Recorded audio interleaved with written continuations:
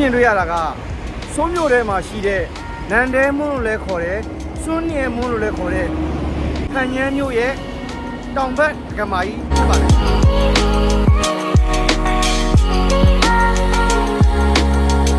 ဟုတ်ကဲ့ပါကိုရီးယားနိုင်ငံစိုးမြို့ရဲ့ရခိုင်နာမည်တစ်ခုဟာဟန်ညမ်းမြို့လို့ခေါ်ပါတယ်မင်္ဂလာပါခင်ဗျာကျွန်တော်ရဲ့ခီးသွားဗီဒီယိုကနေကြိုဆိုပါတယ်ဒီနေ့တော့ကျွန်တော်ကိုရီးယားနိုင်ငံစိုးမြို့ရဲ့ရခိုင်မြို့တော်ဟောင်းဖြစ်တဲ့ဟန်ညမ်းဒိုဆောင်းလို့ခေါ်တဲ့ဟန်ညမ်းမြို့ရိုးကိုလည်ပတ်မှာဖြစ်ပါတယ်အခုမြင်တွေ့ရတာကအန်ဆိုးတာဝါလို့လည်းခေါ်တယ်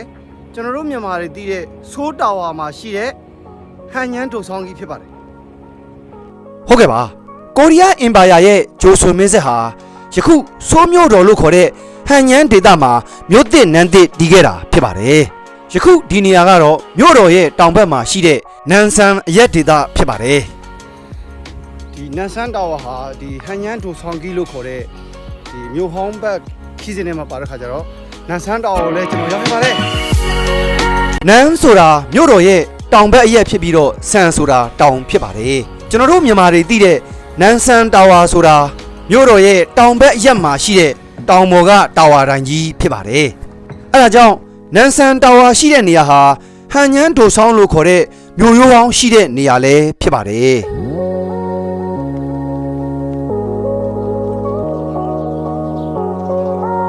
နန်ဆန်တာဝါကိုအန်ဆိုးတာဝါလို့လည်းခေါ်ပါတယ်ကိုရီးယားနိုင်ငံရဲ့နာမည်ကြီးတဲ့ရုပ်သံဌာနဖြစ်တဲ့ YTN ရုပ်သံလိုင်းဌာနကြီးရဲ့အမျိုးမျိုးသောရုပ်သံရေဒီယိုများကိုစူးစီးထုတ်လွှတ်တဲ့တာဝါတိုင်းကြီးလည်းဖြစ်ပါတယ်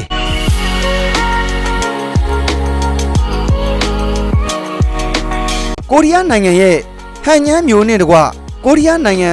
ဂျိုဆွန်မင်းဆက်တီထောင်သူဘုရင်ဟာ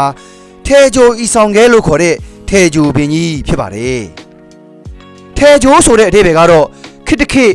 အင်ပါယာတစ်ခုကိုစတင်တည်ထောင်တဲ့ဘုရင်ကိုထဲဂျိုဝန်လို့ခေါ်ဆိုခြင်းဖြစ်ပါတယ်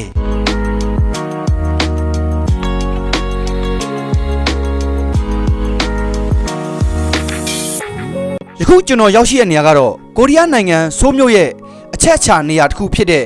ဒုံတဲမွန်းလို့ခေါ်တဲ့အရှိတကမာကြီးရှိတဲ့အရက်ဖြစ်ပါတယ်အရှိတကမာကြီးရှိတဲ့အရက်ဖြစ်တဲ့ဒုံတဲမွန်းဟာပြည်တွင်းပြည်ပခီးသွားများအထူးစိတ်ဝင်စားတဲ့နေရာဖြစ်ပြီးကိုရီးယားနိုင်ငံရဲ့နာမည်အကြီးဆုံးနေရာတစ်ခုလည်းဖြစ်ပါတယ်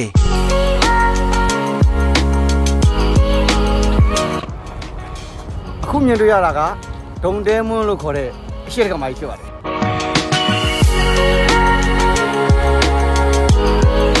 ဒုံဆိုတာအရှိဘက်ရက်ဖြစ်ပြီးဒဲဆိုတာကြီးမားခြင်းဖြစ်ပါတယ်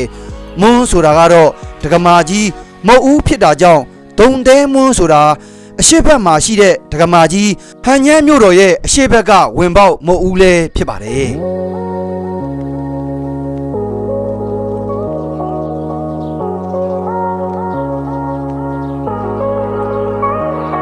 ဟုတ်ကဲ့ပါ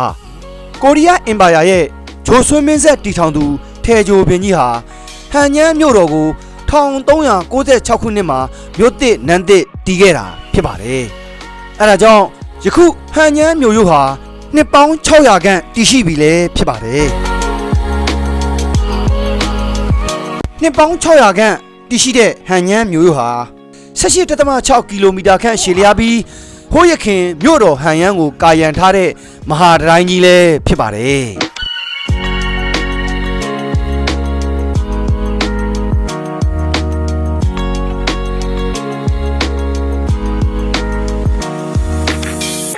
ဟန်ညမ်းဒိုဆောင်းလို့ခေါ်တဲ့ဟန်ညမ်းမြို့ရိုးကိုအဓိကဒကမာကြီးမုတ်ဦး၄ခုနဲ့တကားငယ်၄ခုဖြင့်ဖွဲ့စည်းထားပြီးဟိုးရခင်ကိုရီးယားလူမျိုးတို့ရဲ့အမှုပညာလက်ရာများနဲ့မြို့တော်ကာကွယ်ထားပုံကိုလေ့လာနိုင်မှာဖြစ်ပြီးမြို့တော်ဟောင်းဟန်ညမ်းကိုလှည့်လည်ကြည့်ရှုခြင်းလည်းဖြစ်ပါတယ်အဲ့ဒီလို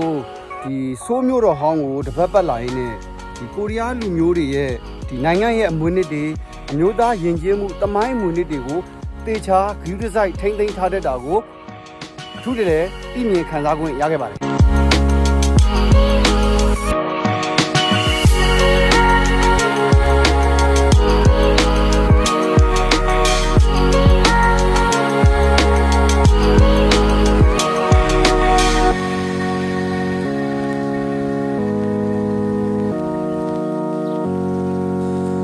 န်ညန်းထိုဆောင်လို့ခေါ်တဲ့ဟန်ညန်းမျိုးဟာနှစ်ပေါင်း600ကျော်သက်တမ်းရှိခြင်းကြောင့်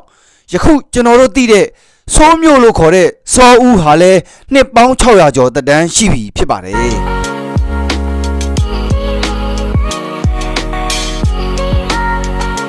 ကျွန်တော်တို့ခေါ်နေတဲ့ကိုရီးယားနိုင်ငံဆိုးမျိုးဟာစောဦးဖြစ်ပါတယ်စောဦးလို့ခေါ်တဲ့ဆိုးမျိုးဟာမူရင်းအခေါ်စောရာဘောမှဆင်းသက်လာတယ်လို့သိရပါတယ်စောရာဘောဆိုတာကတော့ဟိုးရခင်ရှင်းလာရှိတဲ့လို့ခေါ်တဲ့ရှီလာခေတ်ကရှင်းလာရဲ့မြို့တော်ကိုခေါ်ဆိုခြင်းဖြစ်ပါတယ် အခုဆိုရင်ကျွန်တော်ဒီစိုးမျိုးတွေကရက်ွက်တစ်ခုရောက်လာပြီပေါ့နော်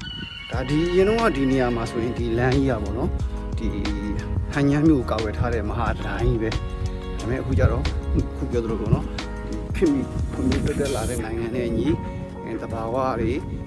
ခင်မီအဆောက်အဦတွေလူနေတိုက်တာတွေရတယ်ပြီးတော့ဒါရှေးသမိုင်းတွေကို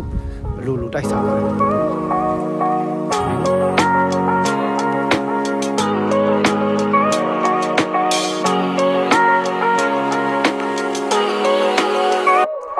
ဟုတ်ကဲ့ပါခင်ဗျာနှစ်ပေါင်း600ကျော်သက်တမ်းရှိတဲ့ကိုရီးယားနိုင်ငံဆိုးမြို့ရဲ့ရခင်မြို့တော်ဟောင်းဟန်ညန်းကိုကာယံထားတဲ့မဟာတိုင်းကြီးဟာကိုရီးယားနိုင်ငံရဲ့အမျိုးသားယဉ်ကျေးမှုသမိုင်းအမွေနှစ်အမှတ်10ဖြစ်ပါတယ်။ဒါ့အပြင်ကမ္ဘာရှေးဟောင်းယဉ်ကျေးမှုထိန်းသိမ်းရေးအဖွဲ့ကြီး UNESCO မှာရှေးဟောင်းမြို့ရိုးအဖြစ်စည်ရင်းတင်သွင်းပြီးဖြစ်ပါတယ်။ အခုမြင်တွေ့ရသလိုဆိုးမျိုးကိုလည်းအပေါ်စီးကမြင်ရမဲ့ပြင်ကိုရီးယားနိုင်ငံဟိုရင်က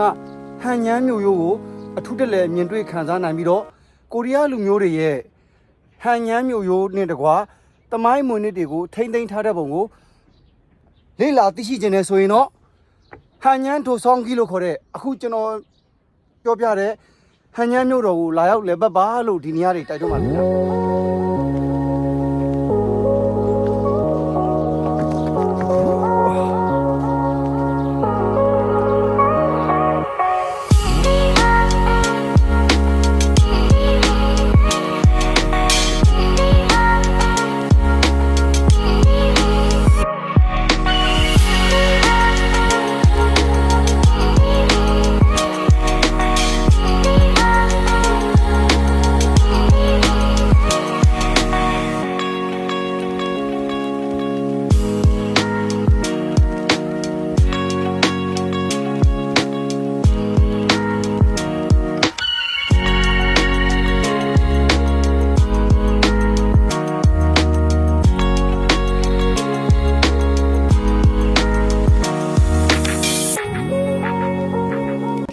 ကျွန်တော်ဘေးနားမှာဖြတ်သွားတဲ့ကိုရီးယားလူမျိုးတွေကဘာပြောလဲဆိုတော့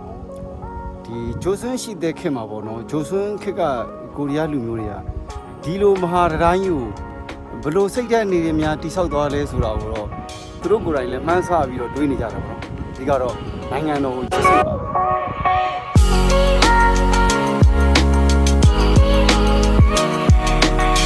တဲ့ကိုတောတွေတောင်တွေရှိုးမြောင်တွေကိုဖျက်ပြီးတိဆောက်ထားတဲ့ကိုရီးယားနိုင်ငံဆိုးမျိုးရဲ့ဟန်ညမ်းမျိုးတော်ဟောင်းရဲ့မဟာတိုင်းကြီးကိုတွေ့ရမှာဖြစ်ပါတယ်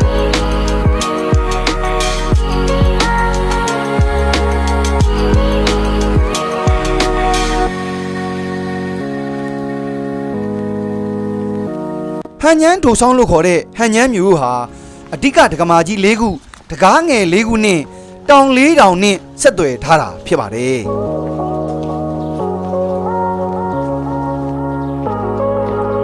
ယခုကျွန်တော်ရောက်ရှိတဲ့နေရာကတော့အင်နွမ်းဆန်လို့ခေါ်တဲ့အင်နွမ်းတောင်ဖြစ်ပါတယ်အင်နွမ်းတောင်ဟာအလွန်မတမတာယာလှပပြီးကြောင်ဖို့ခိုးလို့ခေါ်တဲ့နန်းတော်ကြီးအနီးမှာတည်ရှိတာလည်းဖြစ်ပါတယ်အင်နွမ်းဆန်လို့ခေါ်တဲ့အင်နွမ်းတောင်ဟာဟန်ညမ်းမြို့ကိုအပေါ်စီးကမြင်ရမှာဖြစ်ပါတယ်အချိန်အခါခွင့်သိရင်ဖြင့်အင်နန်းဆန်ကိုလာရောက်လက်ပတ်ပါလို့ဒီနေရာကနေတိုက်တွန်းလိုက်ပါတယ်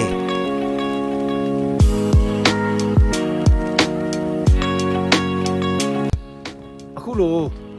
ဆိုးမျိုးရဲ့ရှုခင်းတွေကိုအပေါ်စီးကမြင်ရဖို့ဆိုရင်လည်းဟန်ညမ်းထိုဆောင်ကြီးလို့ခေါ်တဲ့ဆိုးမျိုးဟောင်းကြီးကိုလာလေရမှဖြစ်မှာပါ